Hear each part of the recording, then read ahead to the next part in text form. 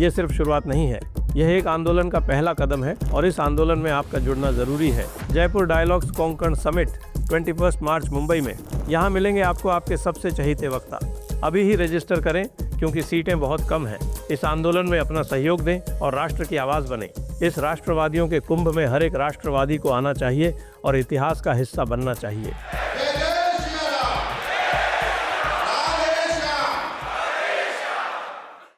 नमस्ते, आप सभी से अनुरोध है कि कृपया हमारी चैनल को सब्सक्राइब करें, वीडियो को लाइक भी अवश्य कर लें। होली की आपको सभी को बहुत बहुत शुभकामनाएं।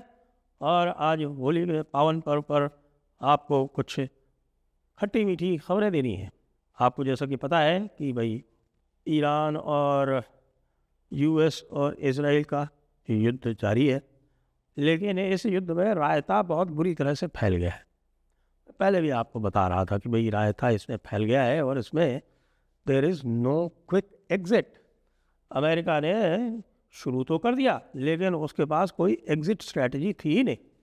उसने तो ये सोचा था और ये ऐसा अनुमान लगा के और इस तरह के एक कहें हम कि प्रिजम्पशन करके चलना बड़ा ख़तरनाक हो जाता है कभी कभी, क्योंकि इन्होंने कहा कि सब पहले कहा कि 4 दिन में ख़त्म हो जाएगा, लेकिन 4 दिन में तो कहाँ से ख़त्म होता। अब कह रहे हैं 4 हफ्ते में ख़त्म हो जाएगा। और मेरा प्रेडिक्शन ये है कि भाई साहब ये 4 महीने का या 4 साल भी जा सकता है और यूनाइटेड स्टेट्स की जो भी थोड़ी बहुत प्रतिष्ठा बची हुई है वो समाप्त होगी। क्यों?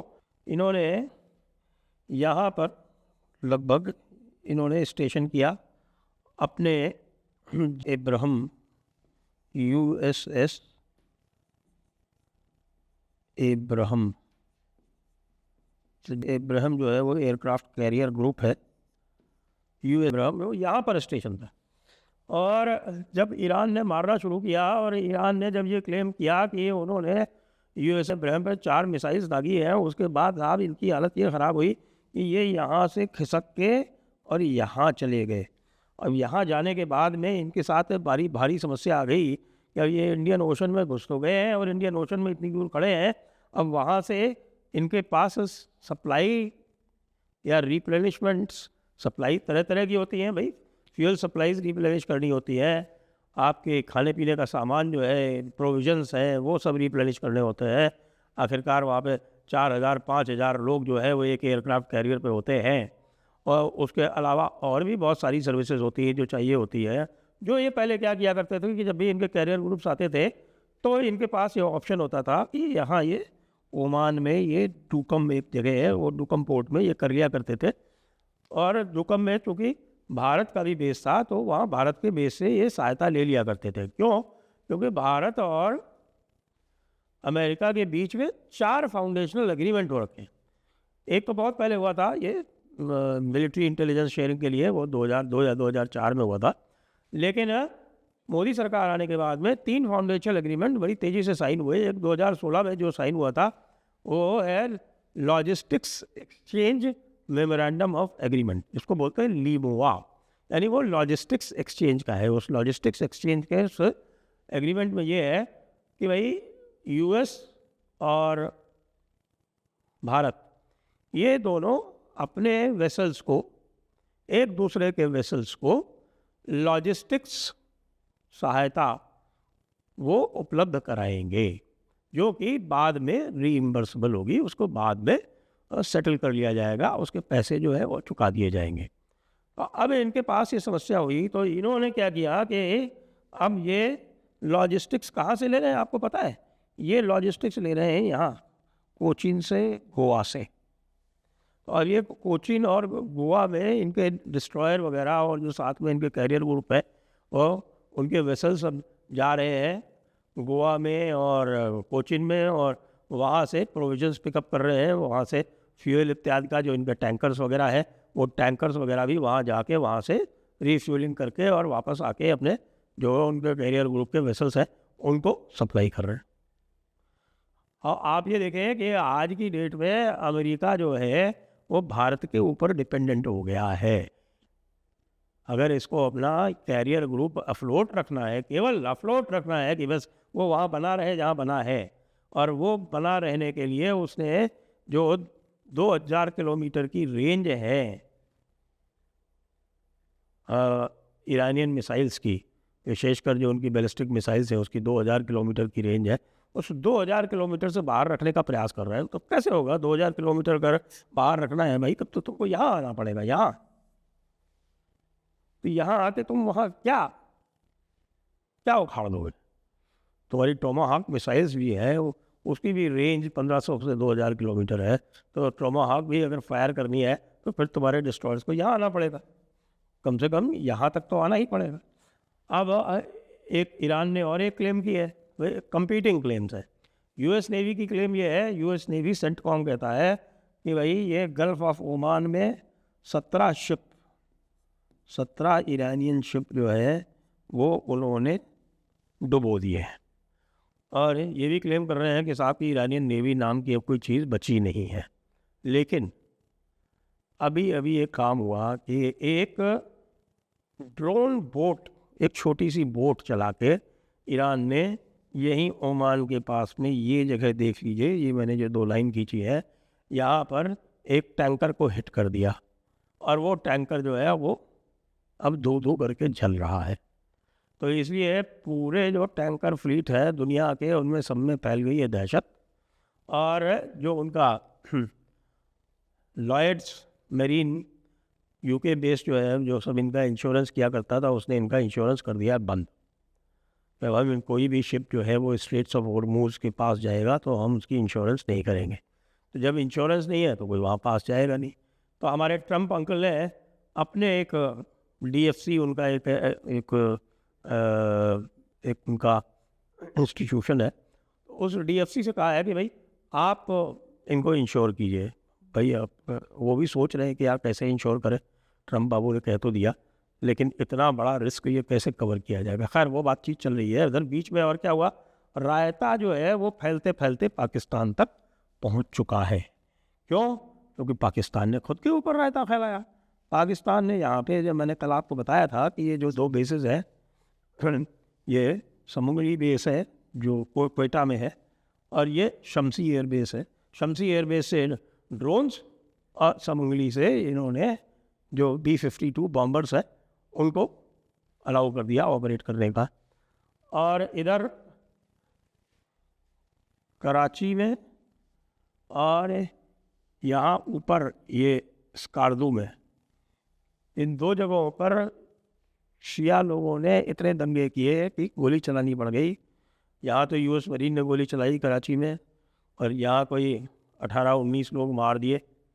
और उधर स्कार्दू में जो वहाँ पे एक UN monitoring group on India and Pakistan अभी भी काम कर रहा है, जिसको भारत ने तो निकाल दिया, लेकिन पाकिस्तान अभी भी उसको लेकर बैठा हुआ है, ये दिखाने के लिए कि साहब कि देखिए ये जो कश्मीर का मामला है अभी भी डिस्प्यूटेड है।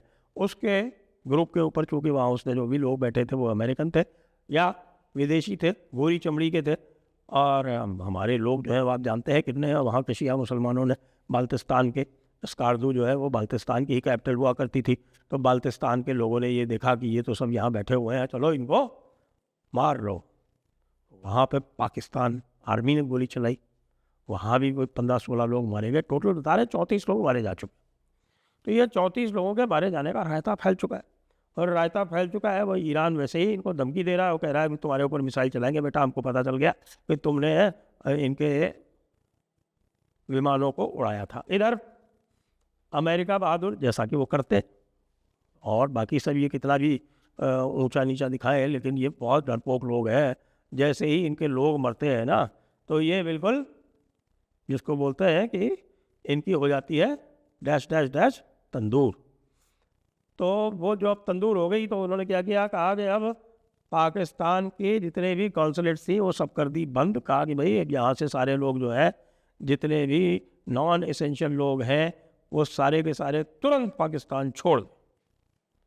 नॉन एसेंशियल में क्या होगा, वीज़ा सर्विसेज एसेंशियल है या नॉन एसेंशियल है, ये तो इनके ऊपर डिपेंड करता है। ये इसको क्या कहेंगे कि सारे वीज़ा सर्विसेज भी बंद कर देंगे, क्या होगा इनका, और उनको रीलोकेट करके कहाँ ले जाएंगे।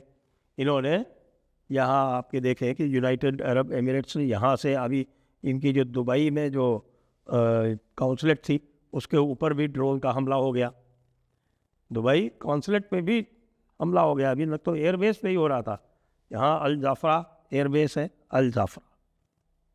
अल जाफरा मतलब DH लिखा जाता है, बोला जाता है जाफरा, अल जाफरा।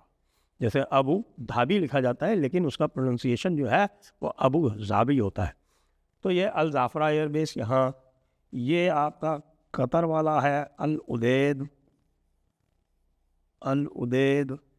ये आपके रियाज के पास वाला है अल सुलेमान, अल सुलेमान। ये कुवैत का है अल सलीम। ये आपका बहरीन का है यहाँ पर।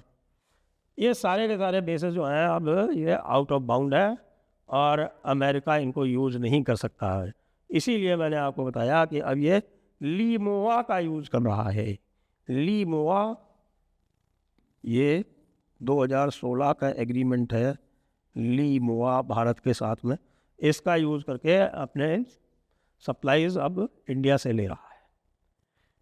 बाकी तो 2 और हैं इनके साथ में एग्रीमेंट, एक कोमकासा है, एक बीका है, लेकिन उसकी अभी इस समय चर्चा करने का कोई समय नहीं है और ना वो रेलेवेंट है। तो भाई मेरा जो प्रेडिक्शन है वो सुन लें आप कि ये रायता फैलने वाला है लंबा।